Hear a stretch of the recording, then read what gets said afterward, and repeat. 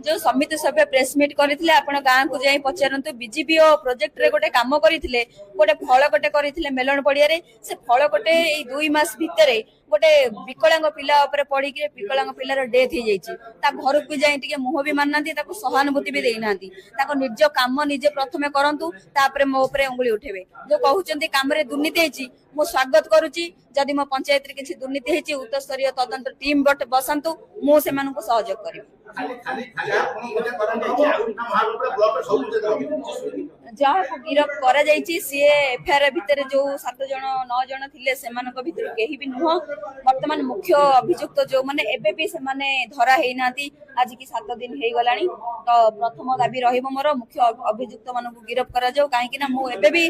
मो जीवन संकटापन्न जेहेतु मो स्वर उठैछि पूरा ओडिसावासी देखिचंती ओडिसावासी सहानुभूति दउचंती आशीर्वाद दउचंती एठी सही पारनान से माने तो कोट ना कोटी मते मारी दबा को भी प्लानिंग चली लानी।